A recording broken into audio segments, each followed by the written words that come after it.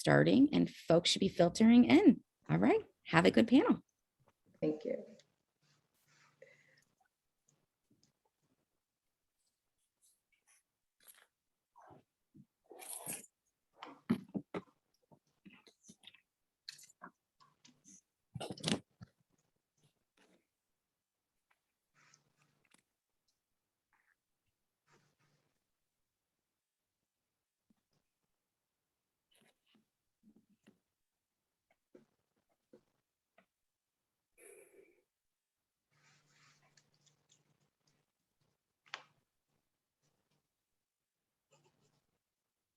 We're not going to have that today. No.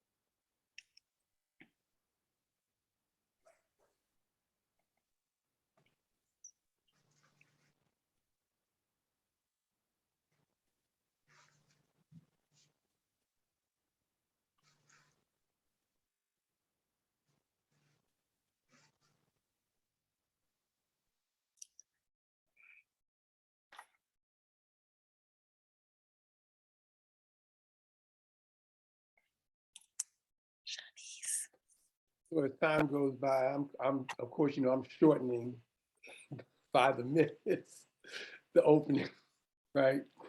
So know that I'm watching that and I'm in that window. I'm not doing more. 11:35, we end this thing. Even if I just have to say, hi, you're here. We're getting ready to get started. That's going to be it.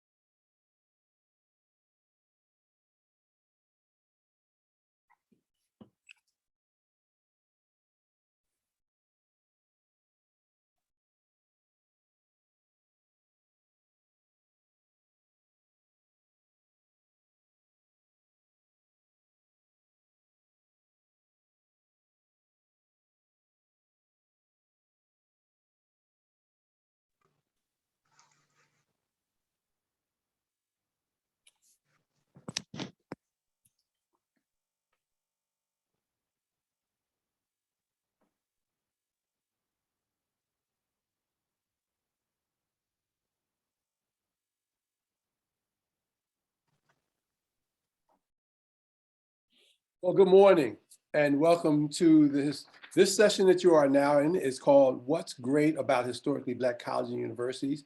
My name is Tom Butler and I am the founding director of the Philadelphia College Prep Roundtable, and we are happy to have you here in this session.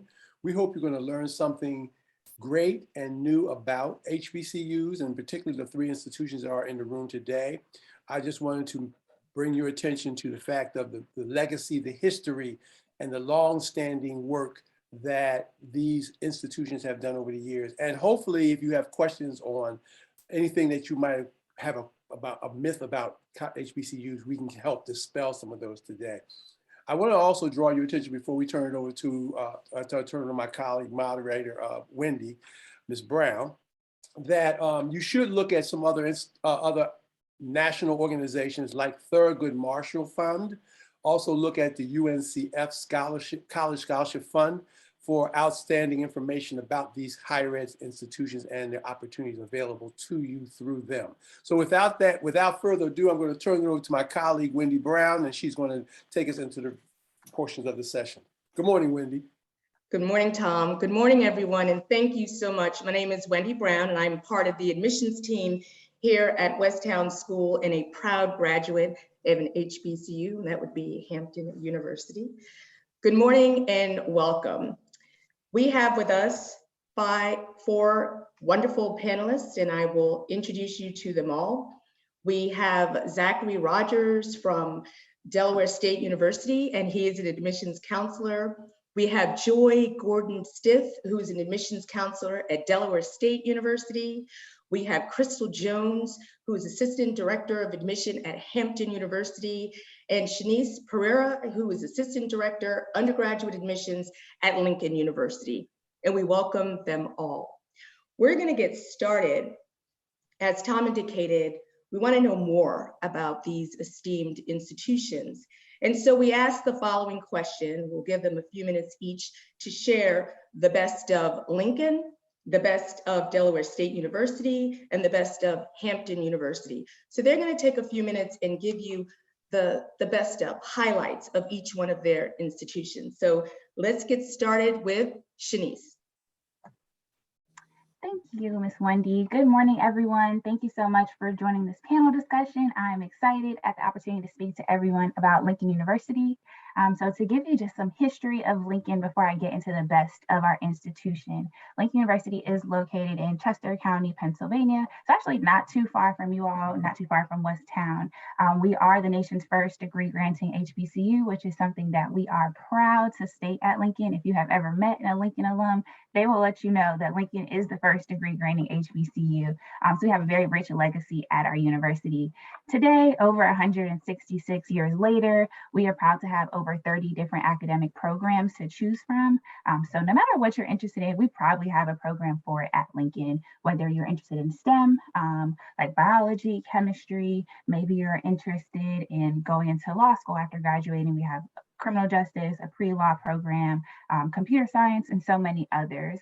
So some of the best of Lincoln, what I would say as not only the Assistant Director of Admissions, but also an alum, is the fact that Lincoln University offers a rigorous liberal arts education to our students. But it's not only about what happens in the classroom at Lincoln. We have what we call high impact practices at the university that we are pairing with your education. And essentially our goal is to make sure that you have experiences, whether that be internships or studying abroad, so that when you graduate, you are not only leaving Lincoln University with a degree, right? But you are leaving with a resume that has a number of different opportunities and experiences that you have had while you are an undergraduate student. So whether you are going on to a graduate school, whether you want to go on to med school, whether you're going straight into your dream job, right? You will have the opportunity to be competitive in whatever your next step is after Lincoln. Some of our impact practices include an Office of Internship Services, an Office of Career Development, Office of Study Abroad. We have undergraduate research opportunities and community service opportunities available. So at Lincoln, it is each of these offices operates independently to be able to assist our students, and 87% of students participate in at least one of these impact practices. So if you want to study abroad in China for a semester, you have that opportunity at Lincoln. If you're interested in finance and you dream of working at JP Morgan, we've had a number of students to go on to intern there. So that is probably the best of Lincoln, is that it's not only about the education that you will receive, but those experiences that we are pairing together through our high impact practices. Wonderful, and thank you so much. I'm excited. I'm excited. And next we have, let's see, Joy Zachary. I'll let you all figure out who's going to tag team from the fabulous Delaware State University. Hello, everyone. I'm Joy from Delaware State University. Just a little bit about us. We are located in Dover, Delaware. We were founded in 1891 as a land-grant institution, and we're very proud of our history. And we are proud that we are continuing to make history here at Delaware State University. One of the most exciting things in the past year is that we recently in July became the first HBCU to purchase a private institution. We acquired Wesley College in July. And so that is providing a wonderful opportunity for both our students and Wesley College's students for our public health. So that is going to be, that houses our College of Health and Behavioral Sciences. So we are just so excited about all the growth that's happening here at Delaware State University and all the opportunities that we can offer our students. So similarly to Lincoln University, we very much encourage students to get more than a degree here at Delaware State. So we also have a lot of internship opportunities, partnerships. We have partnerships with JP Morgan Chase, with NASA, and obviously with the state of Delaware. We work very closely with the state of Delaware as a state institution and are very excited about those opportunities for our students. We are a level 2 research institution as well. And so a lot of our students do find that they are able to have research opportunities with their professors in their fields of study. And so we're very excited to be able to offer that to our students. In addition, some of our top programs are nursing, engineering, biochemistry, social work, and then psychology. So we have over 40 majors and 30 minors that we are able to offer our students. And we are just, again, so excited about the growth here that we are experiencing and excited to see how our students can benefit. Zach, did you have anything to add? Really quickly, I want to be cognizant of time, but no matter what HBCU you go to, you stand on the shoulders of our ancestors. One thing that stands out to me about Delaware State University is that Sister Harriet Tubman decided to take the Underground Railroad through Dover, Delaware, through Wilmington, Delaware, and it stopped through Delaware State University. So it means a lot. Delaware State University was originally founded in 1891, like my colleague said. Originally, we only had 92 acres of the campus. The first residential hall, classroom, lunchroom, Lockerman Hall. It was the only building that we had, and it was passed down through generations of auctions, and we finally bought it. So the fact that we have over 350 acres of campus now, and that we were able to purchase slowly and steadily. We had 4 name changes. Originally, it was Delaware College for Colored Students. Then it became State College for Colored Students. A private institution decided that they didn't want to have the same name as us, so that's why we had to change it the first time, and then we ended up changing it to Delaware State College and then Delaware State University in 1993. We stand on a lot of rich shoulders of history. We celebrate all of our abolitionists, civil rights leaders. We have a bus stop monument for Rosa Parks. Our newest residential hall, Tubman Laws, was named after Sister Harriet Tubman.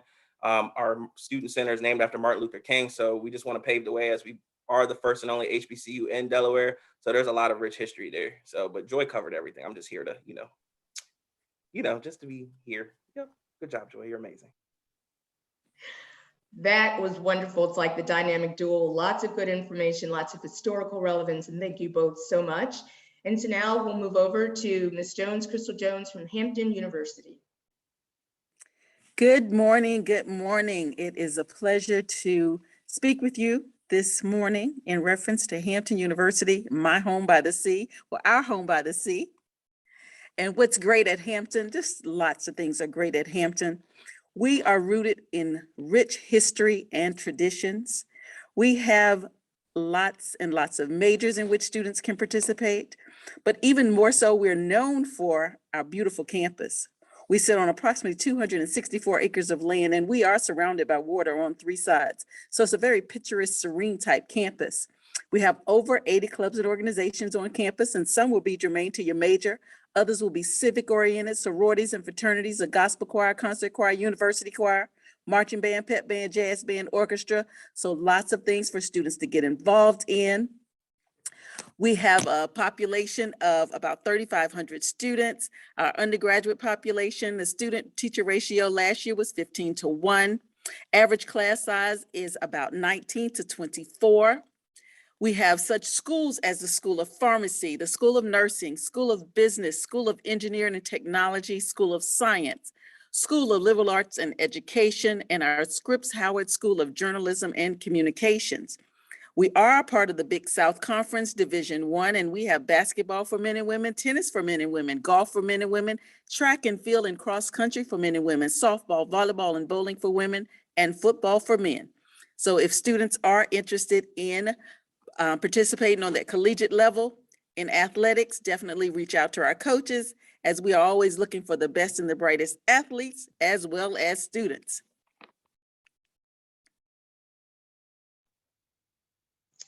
Wow, thank you so very much, Crystal, for that overview and for the best of Hampton University.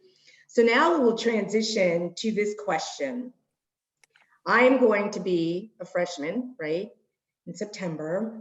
What is going to be new at your school over the next 4 years?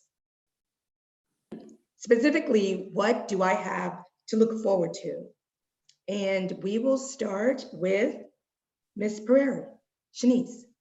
Okay, Great question. So I think over the next 4 years, there will be a lot of new things happening at Lincoln. As an alum, I can say I graduated 5 years ago, and there have been things that have progressed for the university since I graduated. So it's exciting to see what new students like yourselves that may be coming in will have the opportunity to have. So currently, some of the things that are in the works at Lincoln, we'll be having groundbreaking on a new dorm in the upcoming years. We will be having new buildings on campus. As we are a historic university, founded so many years ago, there are some older buildings that are on our campus that we are currently in the process of renovating. So that is happening currently on campus. Enhancing Wi-Fi across campus for all students, meal options. So we're getting new vendors on campus. So you have more options of places to eat. There is a Starbucks at Lincoln. There was not a Starbucks when I was a student. So that just speaks to the new opportunities and things that are going to be available for you just to enhance your student experience. And one thing that we are also very intentional about, and our president, Dr. Brenda A. Allen, who is a Lincoln alum, is intentional about, and part of our strategic plan is to help lower student debt. So that is something that we are working towards each year by introducing new scholarships and grants for our students. So hopefully for those of you that are interested, whether you qualify for merit-based scholarships or need-based funding, that is something that we are trying to do to really help students afford the cost of attending a college or university, because it's a very real reality. And some of you may see people or know someone that this may have happened to. You go to college as a freshman, you're able to afford your freshman year, and then sophomore year comes and your friend or family member ends up back home and they're at maybe a local community college because they couldn't afford to go back to that school for another year, right? We don't want that to be the case for students at Lincoln University. So trying to help them where we can step in, again, provide any of those grants and scholarships that we can is something that we're also working towards over the next 4 years. Currently, about 86% of Lincoln students receive a scholarship, but of course, we're trying to get that number as high as possible.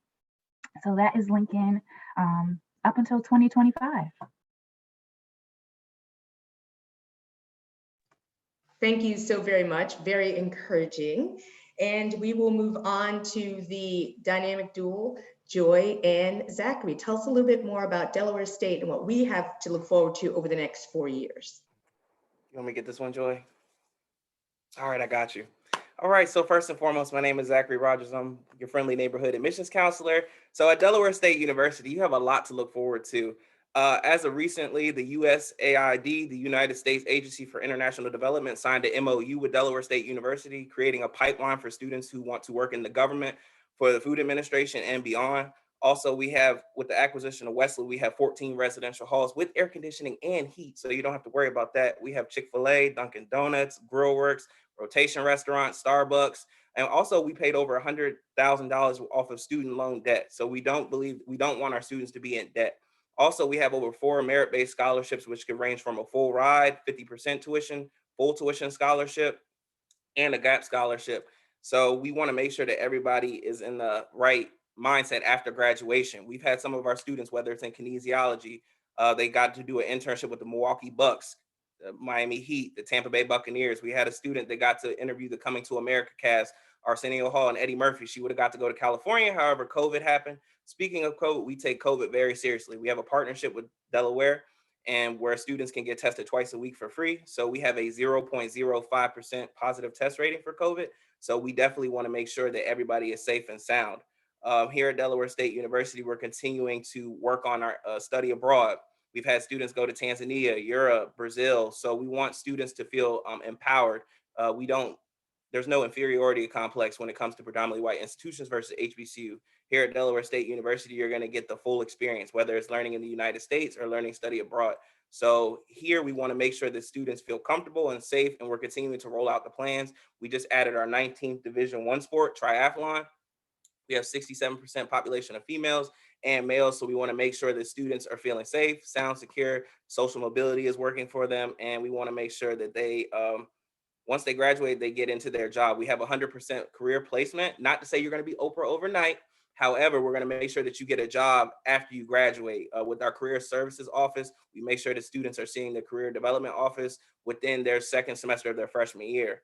Also, we kind of went away from the traditional model because we believe that students graduating on time and saving money is huge and dependent upon academic advising. So we have the traditional model and the untraditional model. So we have academic advising in every single academic building, and we also have it from the professor standpoint. We have obviously we're accredited, but we also have 2 separate research accreditations, whether it comes from our nursing program and our College of Business, which is accredited and has its own research accreditation under the AASCB. And then we also have pre-dentistry, pre-med, pre-vet, agriculture. So students who are coming, you get to experience the rollouts from our president, Dr. Tony Allen, who was the head inaugural officer over the Biden-Harris administration. And he also sits on the presidential panel for HBCU. So he is advocating with his friend, Sir President Biden, and also, so he has an ear in the presidential realm and on campus, and he's very relatable. So we're just making sure that everything translates over so that students can be heard.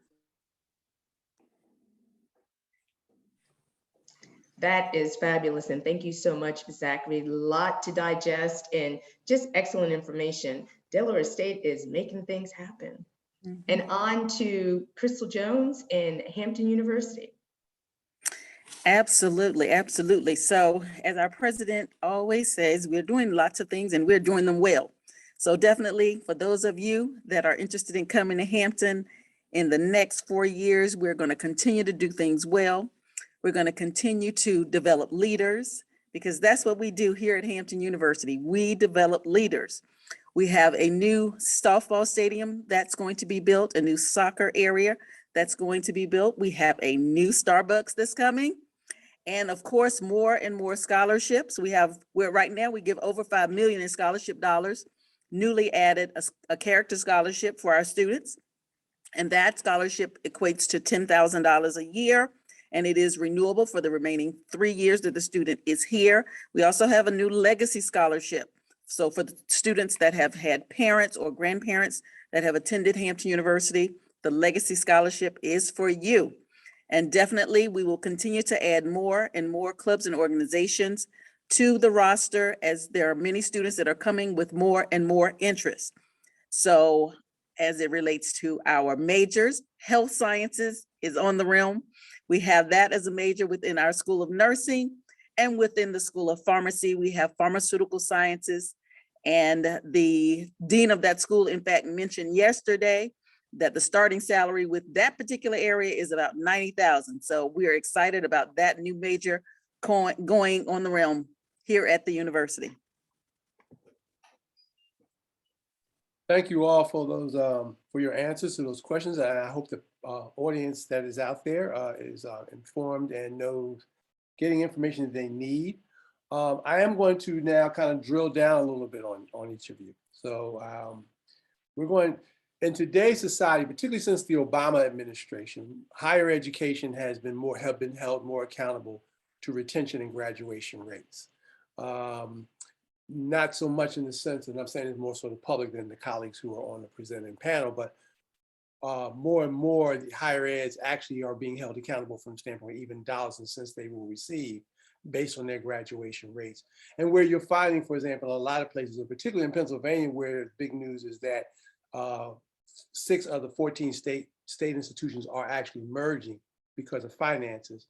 That all plays a part into graduation rates and full-time enrollment and those kinds of stat information.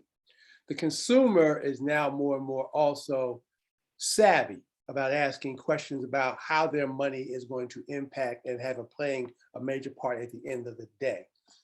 So my question for the panelists is, at your institution, are you monitoring and or knowing what your graduation rates are like, what your post-secondary secondary success rates are like, and if there's something particularly you want to speak to in that realm that you're doing well in regarding, because what we do know about HBCUs, for example, in general, more professionals who go on in and have success in any industry primarily come out of HBCUs. So with, let me requalify it. More and more, particularly African-American professionals who go in their professional spaces tend to come from HBCU undergraduate experiences. So with that leading that question, the question really is, what are your success rates, both graduation and in the post-secondary? And whoever wants to start can start with their answer.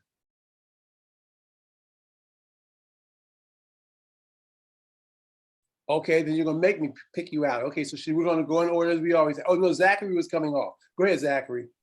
I was actually gonna say ladies first, so Shanice looked like she wanted to go. Shanice, you got it. I was gonna go if we were gonna stick to the original order, but I, want to give the opportunity for anybody else to go first. I think that's a really great question and a really important question. So regarding where Lincoln University stands as far as like retention and graduation, so currently our retention rate for our students, and retention, if you don't know what that means, is students that return after their first year, right? Our retention rate is about 75% of students will return to the university. Graduation rate fluctuates based on if it's a 4-year, 6-year graduation rate. On average, it's about 49% of students, which excludes transfer students, any student that maybe need to take a semester to be part-time, but comes back to the university next semester. So that rate always kind of give a little bit more history of how graduation rates are calculated. But at Lincoln University, there are a number of opportunities for students after they are leaving Lincoln or preparing to leave the university. So we do rank in the top 10 of HBCUs as far as job placement or post-secondary success after leaving Lincoln. And what that looks like for our students is a number of different opportunities. So if they are interested in going straight into their career, we have the Office of Internship Services and Career Services that is there to help our students throughout that process, right? So we have students do internships at so many different places, maybe like JP Morgan and Chase. I know one of the students that I was working with recently, she did an internship at Audi. Students have done internships at like National Park Services. So really, no matter what your major is, you will have the opportunity to have those internships prior to graduating from the university. And why that is so essential is because you want to be able to graduate with something on your resume that says to an employer, hey, not only have I done the work I needed to do in the classroom, but I also have had internship experience, hands-on experience. So I'm ready to begin this job today. You should hire me because I'm a great candidate, right? So we are giving our students that confidence through the services that we do offer on campus. For our students that are interested maybe in going into law school, medical school, or to achieve some sort of pre-professional program post-graduating, Lincoln University does offer the Bond Hill Scholarship. The Bond Hill Scholarship does allow for Lincoln University students to graduate from Lincoln and apply for this scholarship. If you are admitted to, let's say, University of Pittsburgh's medical school, you can go to Pitt for free and get your entire medical degree, no expenses to you. All of it is covered through the Bond Hill Scholarship at Lincoln. So that is an opportunity that a lot of our students do take advantage of. For example, I know we have a student, her name is Brianna Blake. She is currently in her first year of medical school. She graduated last year in the class of 2020, and she was actually accepted to Pitt as a junior because she did a summer program with them during her junior year, and then was able to get early acceptance, her and actually a few other students. And now she's in her first year of medical school and she will graduate with no debt, right? So a lot of people cannot say that for, going into medical school. So that's an opportunity that you may have. And again, that can apply to law school. My best friend actually received her master's degree in education from Temple University for free through this scholarship. So it's a really great opportunity if you're thinking ahead at what is life going to look like for me after I receive my bachelor's degree, right? When we talk about lowering student debt, this is a part of that. We also have partnerships with Drake University's law school and pharmacy school. So if that's something that's interesting you, really preparing our students again for what life after Lincoln looks like. Our Office of Career Services hosts career fairs on campus, or we will of course bring employers to campus. We will bring graduate schools to help students find what's the right fit for you after leaving. Where do you want to work? Do you want to go to graduate school? What are those programs that are available to you? Helping students identify scholarships is an opportunity. Lincoln University is a part of the Thurgood Marshall College Fund. So our students do have the opportunity to apply to participate in their Leadership Institute, which happens every year, which gives students from HBCUs the opportunity to have internship and job opportunities for some of the top companies across the country, right? As a student, I had the opportunity to go to the Leadership Institute, and my mind was just blown at so many places that wanted to hire students from HBCU. So I remember Deer Park was there, Hershey, Eli Lilly, like so many places that you may struggle to get a job or internship at if you did not go to an HBCU. Because you choose HBCU, you have these opportunities available to you. So that's like an example of something that as a student, you could have the opportunity to be in front of so many different organizations to receive a job or internship opportunity. So I think under the leadership of our current university president, the high impact practices that I've talked about, so internship services and career services, we are very intentional about making sure that our students, again, are not just graduating with a degree, but graduating with what they need to be successful in whatever it is, that field or that dream that you've had for so many years that you want to attain after graduating from Lincoln University. Thank you very much. Okay, so we are going to call Delaware State in now. So my colleagues Joy and Zach, you can tag team this one. All right. Joy has tagged me again for this one. So teamwork makes the dream work. So here at Delaware State University, we make the vision plain. We make it practical, right? So prior to Dr. Tony Allen taking the helm at the president, we had our first female president, Dr. Mashu, who her grandfather was, I call him the godfather of chemistry on the campus, and he has a building named after him, but she was the first female. So making it plain. So our population is currently 67% female and 33% male. So shout out to the women taking over the world. So I say that to say they were able to see somebody in their shoes. They were able to see that it was done. It's obtainable, right? So recently we had a partnership created with United Airways. We have the largest airplane fleet or aviation program on the East Coast, especially for HBCU. So young Black and brown men and women can see themselves being a pilot at HBCU. Normally you have to go far, whether it's West Coast or Midwest or even upper North, but you're able to see Black and brown pilots come back, mentor you. There's a panels where there's they're actually going to do a panel to bring back some alum who have graduated from that program. You also see certain lights, whether it comes from, let's say, when we talk about the USAD, when you have people that come back, is it possible for Black and brown people to work in the government? Yes, we know it happens, but for somebody to come to your campus and make it relatable and make it plain and say, hey, you can do this, right? So here again, we have 100% job placement. When you think of graduation rates, it's not necessarily as easy as, are you going to graduate in 4 years? It's more so, are you financially able to pay for it? So our retention rate is currently at 78%, when the average amongst all 107 HBCUs is 60%. So we do that by making it relatable. One of our slogans is "It all matters," and that's from students, staff, and faculty. So we really take that into consideration when it comes to surveys, whether it's our 100 student clubs and or organizations, whether it's our Office of Career Development Services. We want to make sure that students can see it. Oftentimes when you meet your academic advisor, they give you this big old packet called the curriculum, and they're like, all right, figure it out. This is your major. But then now we're making it simplistic, so where students can say, if I major in this, I can do that. And then you have academic advisors, whether they're professors or actually auxiliary staff, that will tell you, like, you can do this. You can do this. This is what will lead to this, X, Y, and Z. We have a music industry.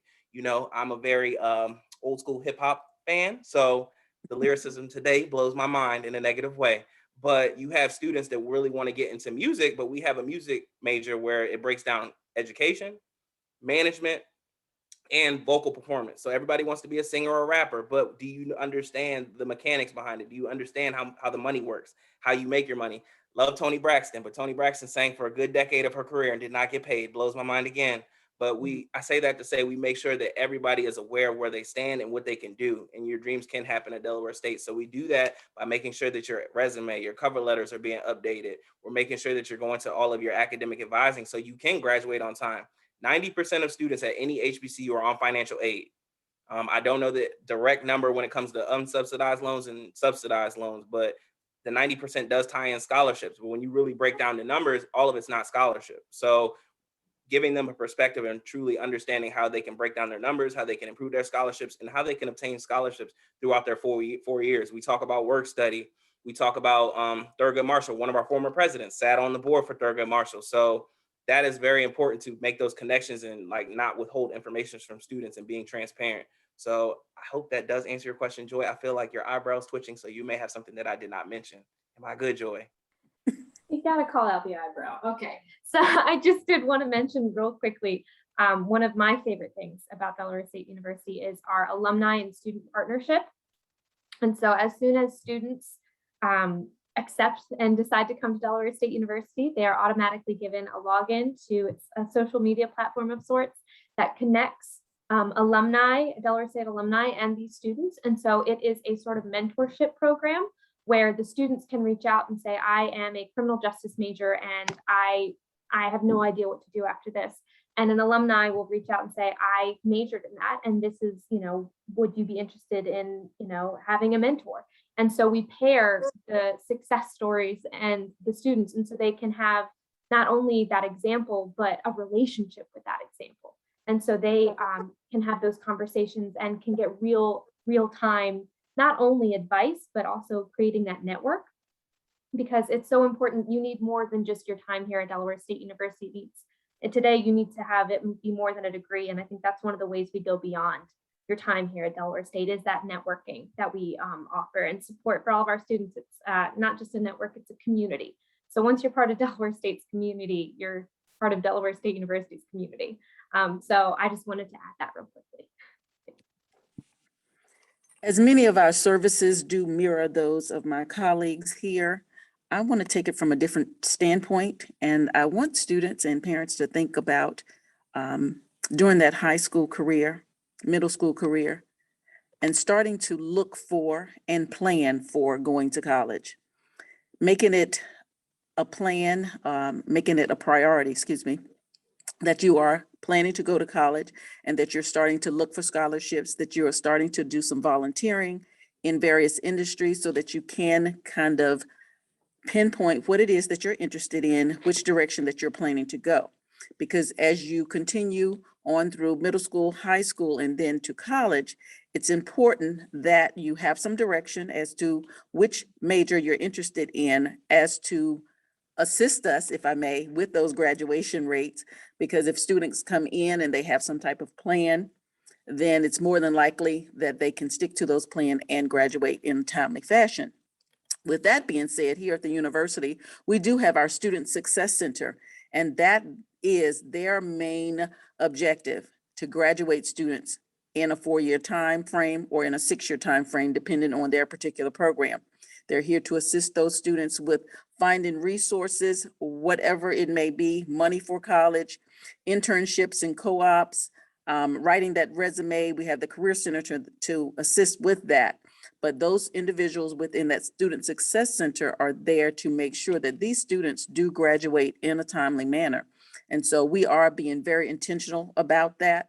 And I do want to share once again that as a incoming student or as a student that's in high school or middle school, definitely start right now looking for internships and co-ops and looking for scholarships and finding ways in which you can volunteer, and just start talking to people in the industry in which you're interested in. That definitely helps.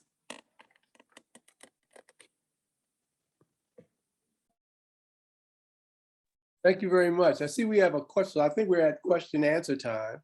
And I see we have a question in the question and answer area. So I'm gonna put it out there out loud. Thank you for posting, whoever did that. Are your schools test optional for the class of 2023? So I'll start with that.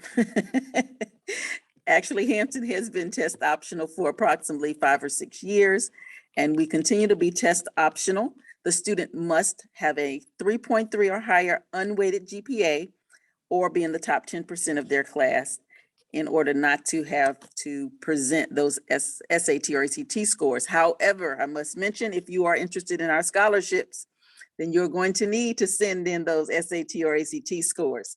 So yes, we are test optional, but if you want some money, you need to send us some scores. Right, so the clarifying point there is that your test optional for admissions, but there's still other areas of the university that may require some test admissions testing. Thank you. Absolutely.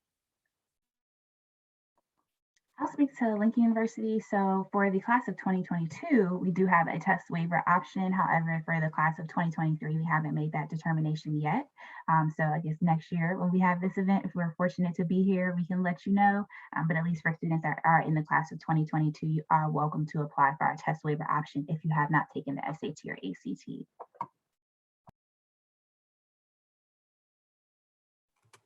Okay, I see the eyebrow. All right, so for Delaware State University, we are, no, I'm kidding, Joy.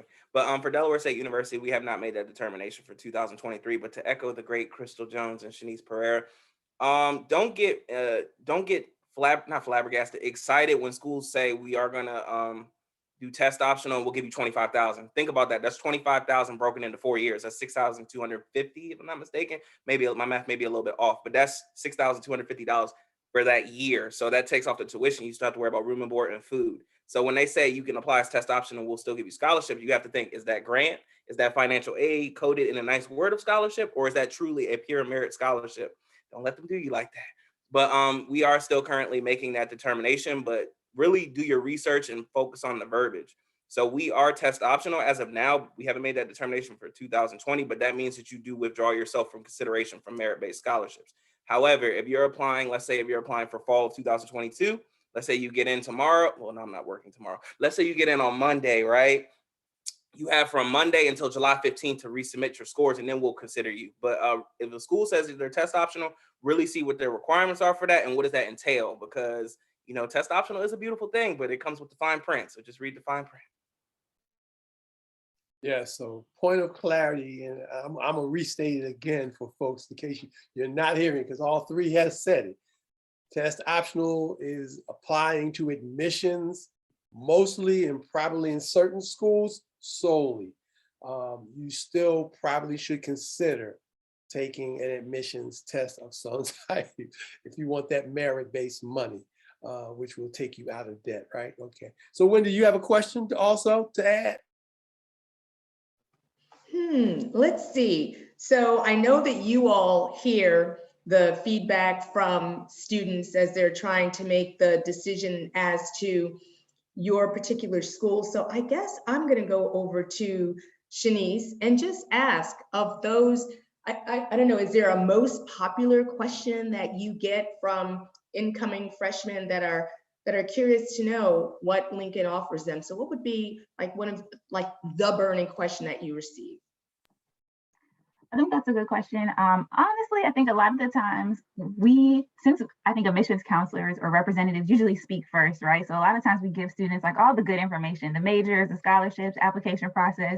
So I feel like a lot of times when it's time for students to ask me questions, they ask things that are funny. Can I have a car on campus as a first year student? What is there to eat on campus? Like being surprised, those are the questions that I typically get more often. They want to know more, what is student life like? What is like the average day of a student like at Lincoln? So I guess maybe that's a question that we want to pose to everybody. Maybe what's an average day for a student like on your campus? I can speak to the Lincoln University experience. I haven't said this yet, but we have roughly 2,000 students on our campus with over 70 different clubs and organizations. So student life is very active. Your average day, you will go to class, you will go to the caf. If it is Wednesday, it is fried chicken Wednesday. So it's always a good vibe in the caf on Wednesday. So you will have lunch with your friends. You'll probably maybe go to another class. If you have a job on campus, you will probably go to that. Myself, I worked in the admissions office as a student ambassador. So I did that for a few days, a week for a couple hours. And then in the evening time, there are always events happening on campus. So our student organizations are very intentional about making sure there are things to do. So there might be a fashion show today, a poetry event tomorrow. There may be a comedy show one day. Who knows? There may be an intramural basketball tournament you just want to go watch, wilding out. It could be anything, right? So there's always things for you to get involved in and do on campus.